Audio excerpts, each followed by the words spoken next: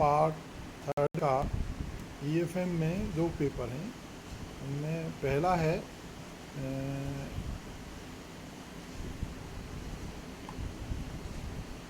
ग्रामीण विकास एवं सहकारिता और दूसरा है व्यावसायिक बजट। इनमें जो दूसरा व्यावसायिक बजट है ये ऑप्शनल है और ये हमने यहाँ पर अपने यही लागू कर रखा है, यही चलाया हुआ है पेपर। तो इस तरह फर्स्ट पेपर है हमारे ग्रामीण विकास एवं सहकारिता। ग्रामीण विकास एवं सहकारिता में 2 हिस्से हैं, पहला है ग्रामीण विकास और दूसरा है सहकारिता। अब ग्रामीण विकास का जो में हम लेंगे तो सबसे पहले हम लेते हैं कि ग्रामीण विकास से क्या आशय है और ग्रामीण विकास की वर्तमान में भारत में क्या व्यवस्थाएं हैं, क्या स्थितियां। सर्वप्रथम हम लेते हैं कि ग्रामीण विकास से क्या आशय है। तो ग्रामीण विकास में जैसे कि आपको मालूम है कि 2 शब्द हैं, ग्रामीण और दूसरा है विकास। तो इस दोनों शब्दों का अर्थ समझने से पहले हम पहले लेते हैं कि भारत में ग्रामीण की या गाँव की क्या स्थिति है।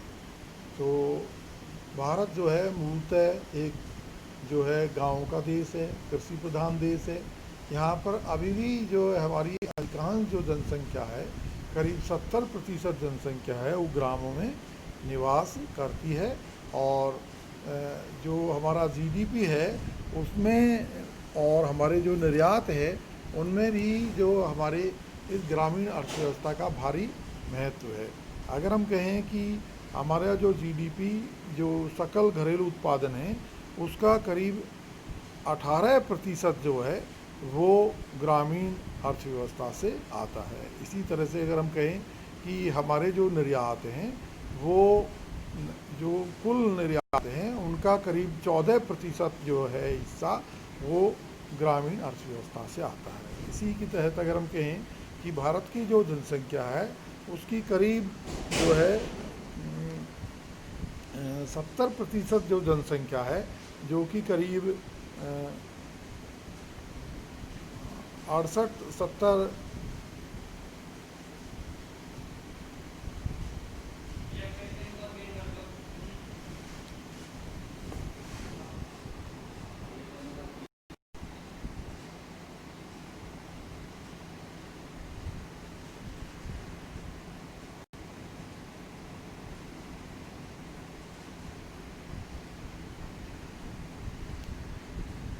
मैं आपको आगे बताना चाह रहा हूँ कि वो कौन कौन से जो क्षेत्र हैं जिनमें कि हम परिवर्तन कर सकते हैं।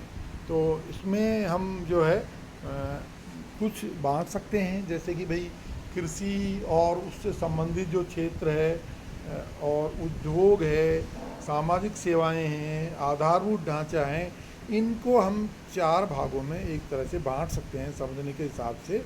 और इन 4 भागों में को भी हम अगर डिटेल से लेना चाहते हैं तो जैसे कृषि और उसकी सहायक क्रियाओं में हम क्या परिवर्तन कर सकते हैं। तो जैसे कि मान लीजिए कृषि है, तो कृषि जो है उसमें कि भाई जो जो बोया गया जो क्षेत्र है उसमें हम वृद्धि कर सकते हैं।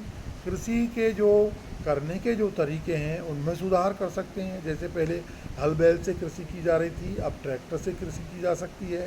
पहले मान लीजिए एक व्यक्ति 2 हेक्टर में कृषि करता था, अब और बाकी को ज़मीन को वैसे ही छोड़ देता था, अब वो 3 हेक्टर या 4 हेक्टर में कृषि करे। कृषि में सिंचाई की सुविधाएं भी बढ़ाई जा सकती हैं।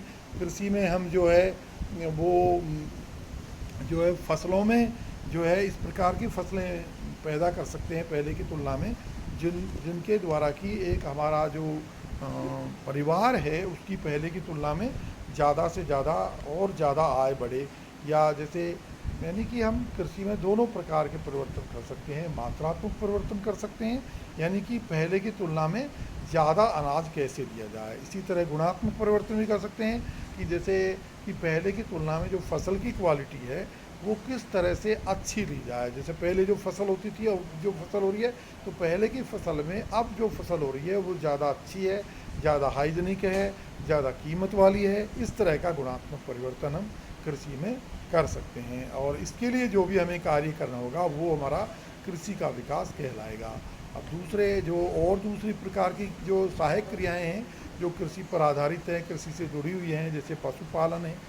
तो पशुपालन की जो मैं सामान्यतः जो हमारी दूध जो उद्योग है वो पूरा दूध और कहना चाहिए मांस जो उद्योग है, जिससे कि हम नॉन वेज कह सकते हैं समझने के हिसाब से, तो ये जो है वो पशुओं पर डिपेंड करता है। तो इसमें जैसे पहले की तुलना में जो है पशुओं की जो मात्रा बढ़ाई जाए, पहले की तुलना में पशुओं को जो है इस प्रकार के जो है खाद्य, इस प्रकार के उनको जो है वो चारा वगैरह की व्यवस्था की जाए, जिससे कि पशु जो है पहले की तुलना में ज़्यादा जिएँ, पहले की तुलना में अच्छी तरह रहें, और जो है पशु ज़्यादा दूध दे। यानी एक तरह से जो पशुओं से जो मिलने वाले जो लाभ हैं हमको, वो पहले की तुलना में ज़्यादा लाभ प्राप्त हों, जिससे कि हमारी जो है इनकम बढ़ सके और हमारी खुशहाली बढ़ सके। इसी तरह से तीसरा जो इसमें ले सकते हैं हम, वो है वानिकी, यानी कि वन, जो कि जो हमारे एक